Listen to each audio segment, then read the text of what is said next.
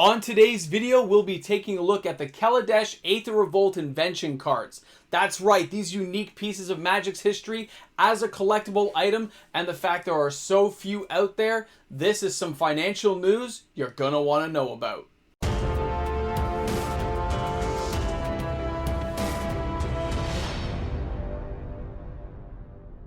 Hi everyone and welcome back. MTG Moxman here. I hope you're all having a fantastic day out there in the nacho cheese universe of YouTube. Thanks a lot for checking out this content today. You know guys, when we think about Kaladesh and Aether Revolt, it isn't always the cards we think about within those sets, although those were pretty epic and amazing as well. It is the invention cards that came out with this set when it first hit the store shelves. That beautiful backing caught everyone by surprise how awesome they looked. And they followed that up with Aether Revolt with another selection of cards.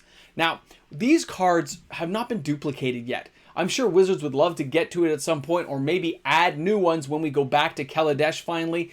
But I think of these cards now as something of a serious collectible that really can't be understated for the average investor looking to get into certain cards. These cards could have potential upswings, long distance, far-reaching future stuff. Although a lot of them are already expensive cards, they could go a lot further depending on what Wizards and what they do on their back end about reprinting or adding to these lists. So let's take a look at some amazing invention cards together on this little journey. Let me know what you guys think at the end of the video, because your opinion matters on my channel. All right, let's go ahead and take a look at card number one. Now, that is going to be the Sword of Fire and Ice. You can look at this bad boy now for $380 Canadian. That's right. 380 bones in Canada will get you this amazing card, but let's face it, that is a lot of cash to put out for one card. Now, 287.47 of course is the US average, 219.54 is the market, and 235 euro even will get you that card. This card itself had very strong sales, but there was a lower market availability of this particular card for those seeking it out, which is helping to keep the price at its current level. I believe that if more cards do come into the market, this price actually will decline a little bit, making it more affordable. I can easily see it dropping below the 350 mark if a lot more supply does come onto the market. That apparently is not going to happen right now, but it's a good sign that if people want it, it's going to sell. And right now, the couple that are out there at those price levels are not selling. So the appetite of your buyer is not meeting with the person trying to sell. That is an equilibrium that has to be matched out at some point, or this card's going to stay there sitting on a shelf. Now, our next card up is going to be the Sword of Body and Mind, a much more affordable card at $110 Canadian value. You're looking at steady sales consistently, $103.97, and of course $109.66 is the market average, with 67 euro getting you that card. This is one of those ones that's a fun card, people enjoy it, but the sales and the availability of the card are a lot higher than some of the other cards I've showed you in the last couple of weeks. So this card has been sitting there around this price, and that's because it has a large glut on the market of available cards, which means nobody's buying it, nobody's using it. It can sit there, although it's a beautiful invention card. Now, when we're talking about the Sword of War and Peace, at $170 Canadian, this card had strong sales to the point I really had to look around on TCG Player, Card Market, a few local places just to get a good sampling. It did take a while for those numbers to come in. At $116.48, being the average, the market is $114.92, and of course 80 euro even will get you that card. It's had kind of that stepping stool where it's slowly going up, but it just hasn't reached the higher levels of some other cards due to lower availability of reprints and other selection of this card. If you had to get this particular invention, you're going to pay for it, but there are lots of alternative reprints to go after that are a lot more affordable than this particular Kaladesh invention.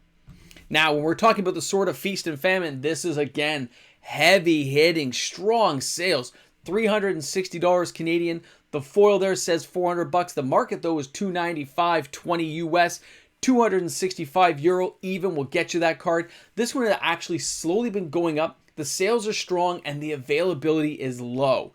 Now, the prices I'm seeing right now have not sold recently in the last couple of weeks, but the availability of the card is very low. The volume of sales has been very steady to the point where people are buying it, but no new stock is coming onto the market. That's causing a narrowing, a choke point, if you will, that is causing this card to rise in price from the few sellers out there who are trying to sell this version of the card. You're going to be paying an arm and a leg. You best be ready for it.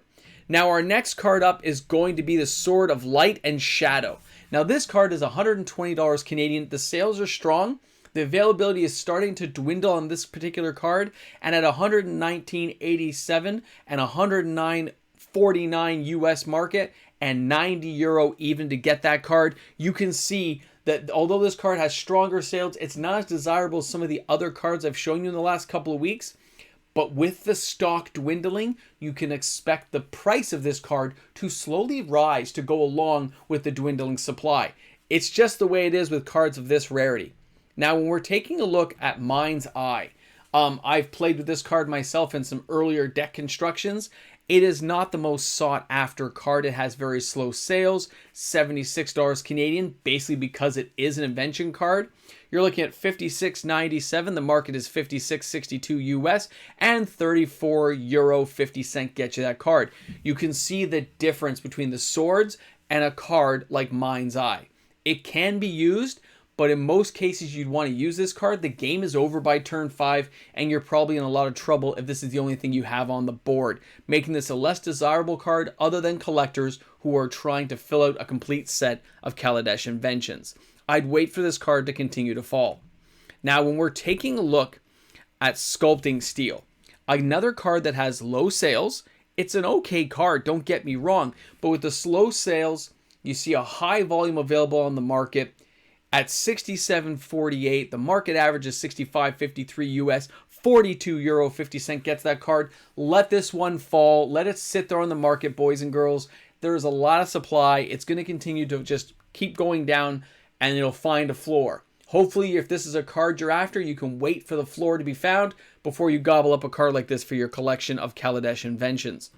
Now, our next card is going to be Static Orb. This one had very strong sales, surprisingly enough. I was really intrigued by see how many sold to the point where the market has a very low supply of this card. It was several people who are all different picking this card up at $180 Canadian with the strong sales, dwindling supply. At first, it looked like the supply was being met. More people did put some on sale, but those all got bought out too, especially the two guys who put it too low. They got bought right away. Now, at $120 being there, it's fine. The market, $117.86 US, and €74.95 get you that card. You can see where this card would particularly go. It is a fun card to have around. It has some value, but it seems like it just isn't reaching that higher level yet, even with the dwindling supply. So it's mainly investors and collectors who want to finish off a Kaladesh set, or the people who've been seeking this card. Now, when we're taking a look at Meekstone, this is a classic card from way back in my Alpha Beta Unlimited days. We all used it against those big bad forces of nature, Shivan dragons and monstrous creations. At $95 Canadian, with strong sales backing this card up, a dwindling supply market that is slowly being replenished, okay? So whoever bought these cards cleared a lot of them out, but it is being replenished at a slow rate. It's €84.41. You can see the market there is €86.90, and of course €159. For those overseas, I would look at a Canadian or US retailer who will ship these over to you for like $20 shipping just to get it to you. Don't pay those high prices on Card Market. You can get it over here. Even if I have to help you out and ship it there myself, don't pay those prices. Guys, it's a fun, amazing card in the Meekstone. It's just something nostalgic about it that makes me even want to buy it right now as I look at it. I can't help it. It's such a good card. Champion's Helm is another Kaladesh invention. You're looking at this card being about $100 Canadian. It has steady sales, which is great. $74.93. The market is $69.09 US. €78.99 will get you that card. I like this card. I've used it in the past. Not obviously an invention because I don't own any. But I looked at it and said, it's a fun card. It's good in Commander. It's good in some other decks. But mainly the people buying this card appear to be the people collecting it. They want to have it for a full play set of Kaladesh Inventions. They're not buying it as a pretty helmet to put in a deck. And that kind of makes the sales kind of meh. They're just meeting in the middle with the buyers and the collectors versus the sellers and the restockers. So it's a fine card. It's where it's at. Don't expect anything special right now from it. And our last card we're going to talk about is going to be Chromatic Lantern. Again, another amazing Masterpiece Series card. I have, of course, multiple versions and other things where it was reprinted. It's great. I don't own, of course, as you guys know, any Kaladesh Inventions myself, but it's awesome. This has always been a fun card. I like the look of the artwork. I've always enjoyed it. It has pretty steady sales, but again, because Chromatic Lantern has been printed so often, a card like this, it's mainly the investors, collectors, or the people who want to finish that playset who are selling and buying this card right now. $145 is the average. You got a market of $141.23 US, and of course 119 euro gets you that card. You can see there it's pretty middle of the road, just like some of the other cards I showed you earlier. There are some of the ones with supply issues. This is not one of them. It's available. You can pick it up on multiple platforms and pick away if you want. But at this price level, I actually expect it to ride even for a little while longer. But if there isn't more people buying it, it's going to drop. And that could help a lot of people out who do want to get a fancy card like this. But I would skip buying it at this price right now and see in the next little while if it drops. So when we look at all those, when I showed you all those Kaladesh Inventions, they are amazing. And I wish I owned some.